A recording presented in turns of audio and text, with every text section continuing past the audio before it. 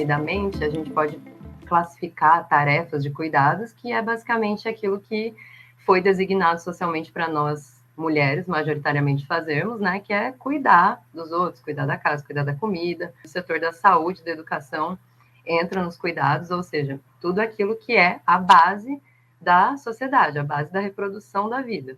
A pandemia também fez essa questão dos cuidados ficar muito em evidência, justamente porque fecharam as escolas, fecharam casas de idosos, fecharam diversos locais que cuidavam das pessoas, e esse trabalho foi relegado às mulheres em casa, como se as mulheres, né, fossem obrigadas, ou enfim, naturalmente elas precisassem cuidar quando as coisas fecham. E esquecendo que essas mulheres têm seus trabalhos, têm suas coisas para cumprir, o Estado não deu nada a mais para as mulheres cuidarem. Para além disso, a gente tem justamente isso que a gente tem aqui no nosso caso específico. A crise dos cuidados cita bastante essas epidemias que vão começar a acontecer.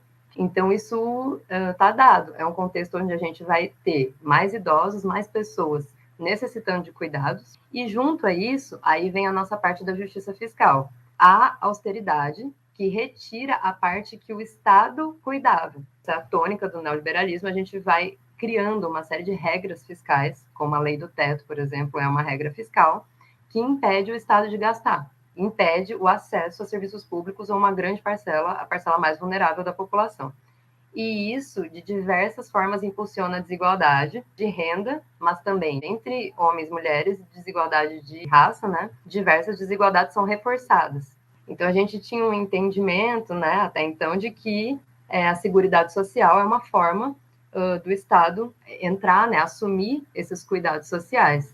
E agora, nessa questão do neoliberalismo, do que a gente chama de ajuste fiscal, significa basicamente retirar serviços públicos. Sou mãe de Nicole, sou ativista social desde o ano de 2017, quando eu fundei a Associação Pais de Anjos, junto com algumas mães e pais aqui do estado da Bahia, e criei a Frente Nacional também na luta pelos direitos da pessoa com a síndrome congênita do Zika. Quando eu tive Nicole, foi um desafio muito grande para mim. Eu era empresária e tive que abandonar, né, toda a minha vida para cuidar dela. E eu não conseguia cuidar dela sozinha, o pai teve que também abandonar a vida profissional para me ajudar, porque eu entrei numa depressão profunda. Então, quando eu tive Nicole, para mim foi muito impactante, modificou toda a minha rotina. E todas passam pelas mesmas situações, basicamente, né?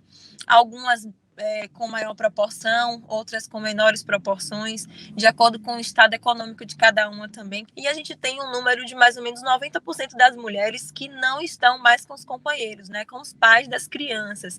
Então, isso traz uma sobrecarga muito grande para as mães na questão dos cuidados e na questão do abandono profissional. Tem o benefício de prestação continuada, né, que é a assistência que o governo dá, o BPC.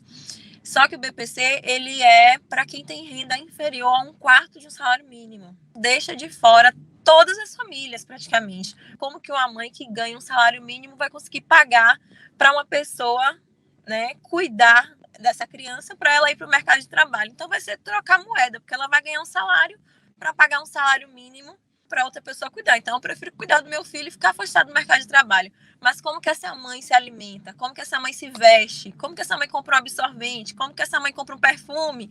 Então, o que acontece? As mães começam a se endividar para conseguir pagar uma cadeira de rodas, uma órtese, um óculos, ou até mesmo algum remédio que essa mãe precisa comprar e não tenha dinheiro. Aí chegou a pandemia, então o acesso à fisioterapia, à fono, à TO, foram praticamente encerrados, né, com a pandemia. As mães ficaram muito sobrecarregadas porque tinha que fazer a fisioterapia por vídeo para continuar reabilitando essa criança. Então, além de mãe, de cozinheira, de dona de casa, de cuidador, ela estava sendo profissional também.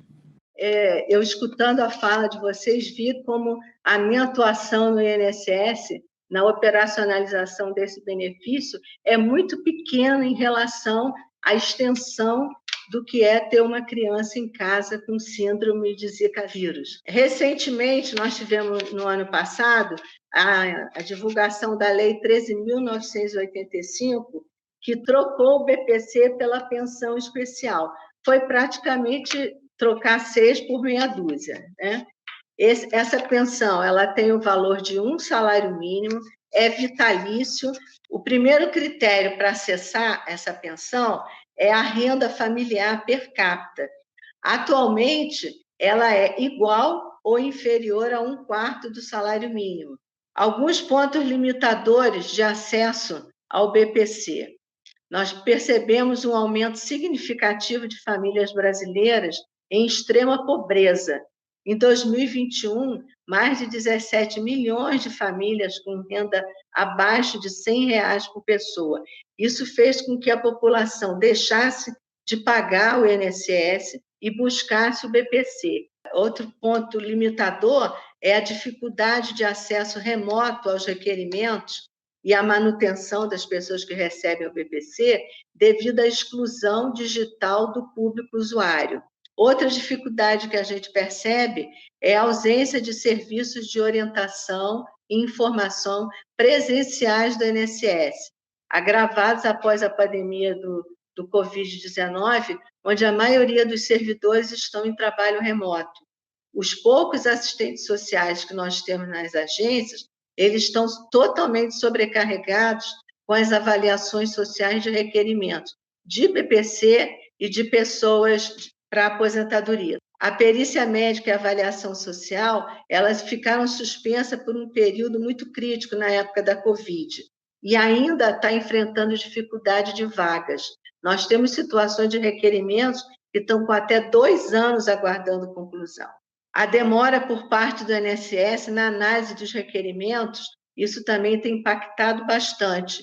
A gente justifica isso pelo fato de não ter concurso público para substituir as pessoas que se ausentam por aposentadoria ou problemas de saúde.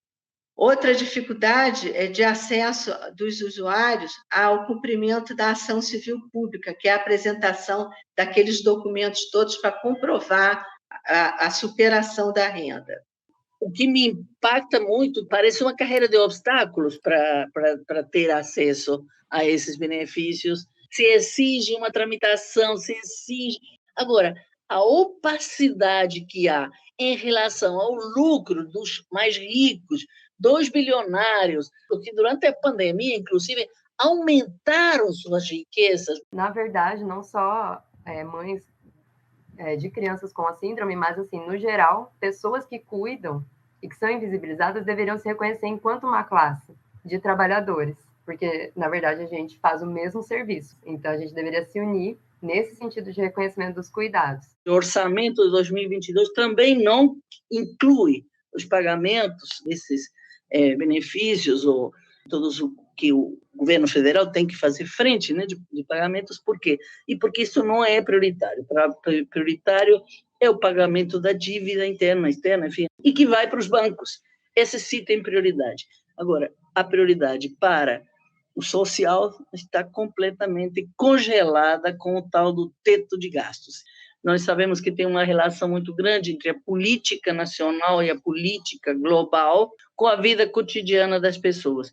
Mas isso, às vezes, parece longe, não parece que está no cotidiano da gente. O que o capitalismo faz? Não reconhece o trabalho doméstico das mulheres, se aproveita dele e se aproveita da riqueza que ele produz, porque ele que produz os trabalhadores e as trabalhadoras para o serviço do trabalho remunerado, né?